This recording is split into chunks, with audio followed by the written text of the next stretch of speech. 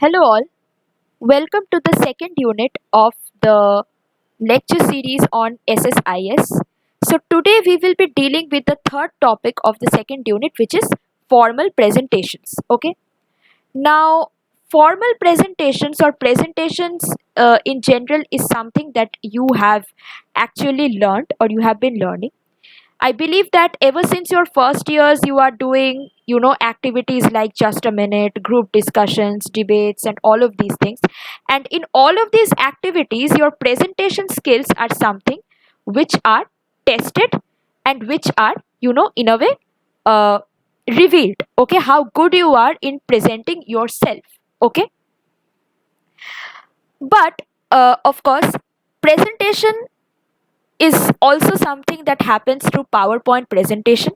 Now that is something that is computerized, but you uh, attaching your own presentation with your PowerPoint presentation, okay, not just that, or addressing, okay, an audience is presentation in itself.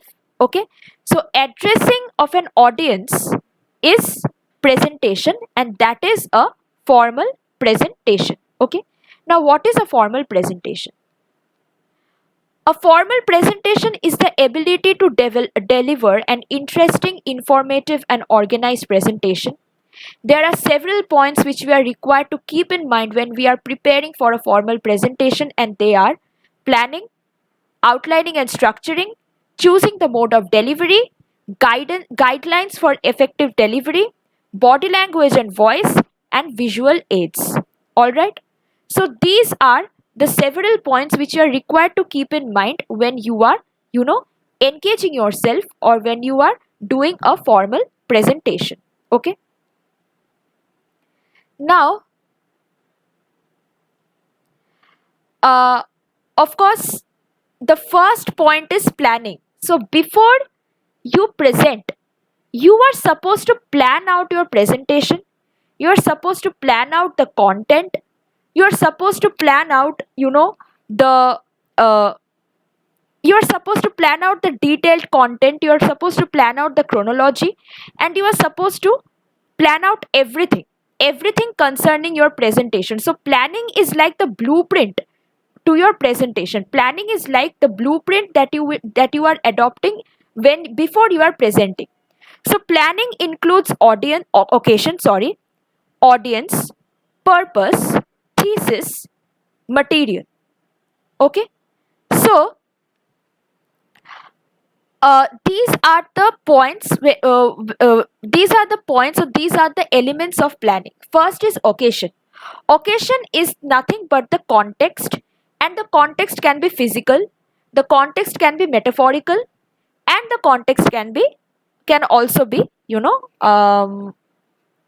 figurative. Okay, now physical context means the venue where you are presenting. Now the venue where you are presenting is, it kind of affects, or it kind of impacts your presentation, and it impacts the psychology of the presenter. Okay, so if you have a large room uh, with a lot of space and a free ventilation of air, that is likely going to smoothen your presentation process.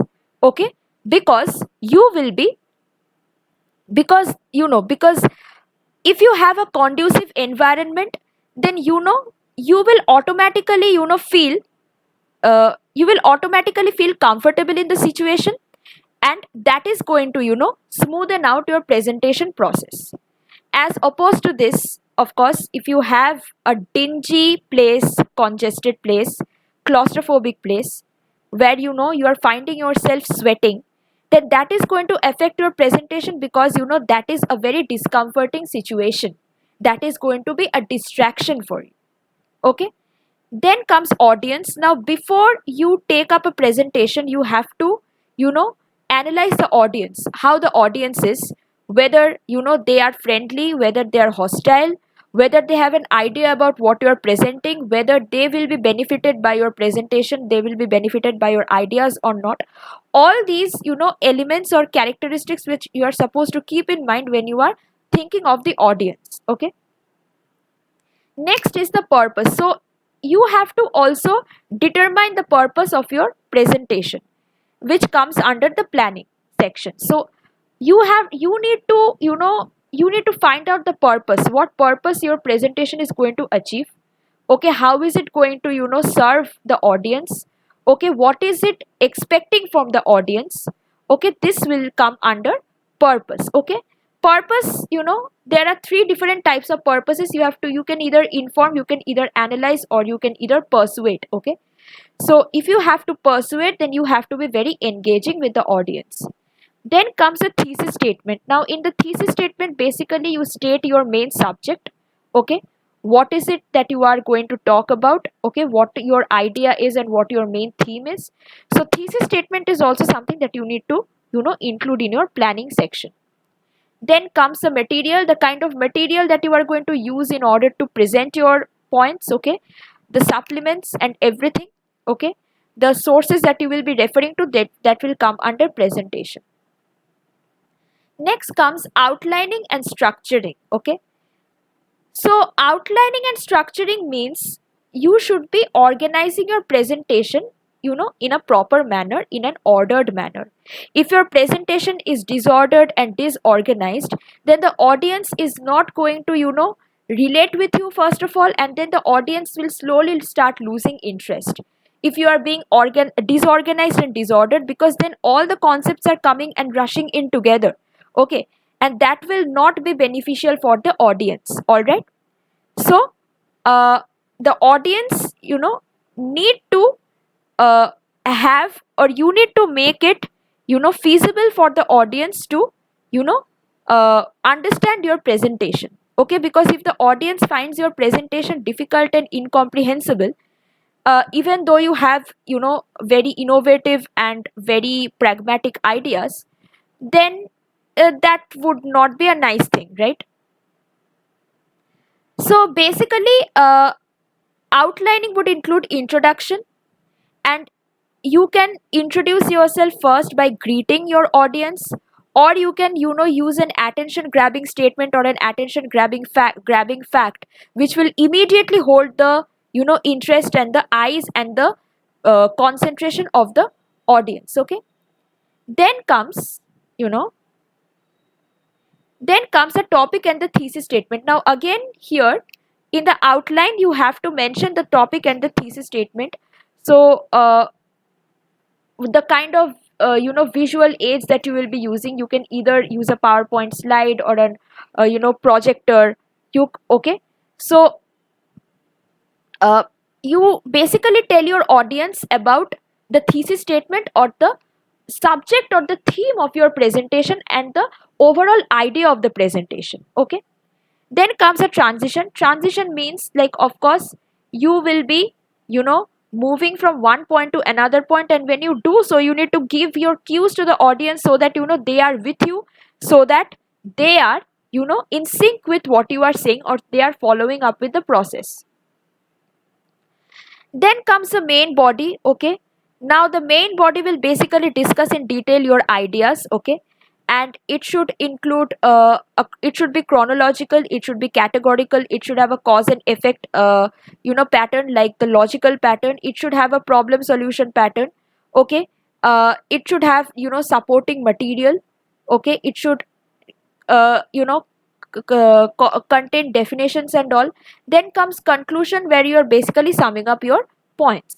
All right, now there are various modes of delivery.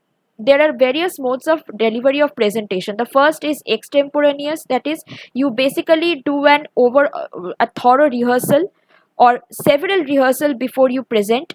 Then comes manuscript, where you are basically reading out your presentation. Okay, from a book, or which you have created yourself. Of course, not from a book, because your presentation has to be original. Then comes impromptu. Impromptu means you are not, you have not prepared yourself beforehand, and you are expected to present on the spot without any preparation. Then comes memorization, where you have, memorized the entire content before presenting. So when you are presenting, basically you will be, you know basically you will be kind of producing the content that you have memorized. All right, Now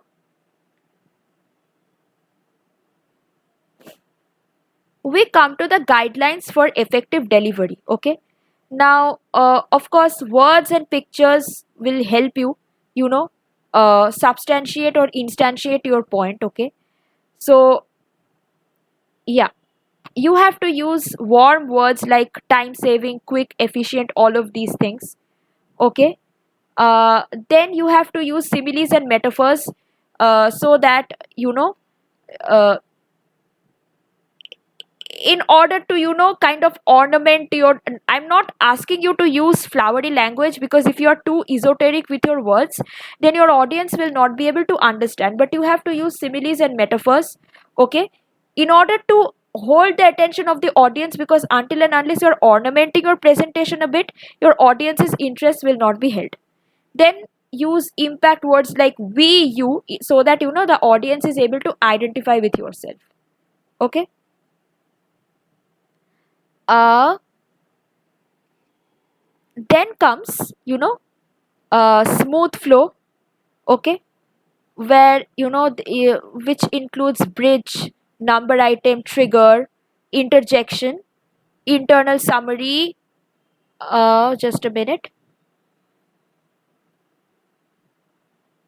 internal summary, internal preview, signpost, and all of these things. Okay, quotations, anecdotes, jokes, and pause, physical movements. So all of these things are, you know, essential for you to adopt when you are presenting.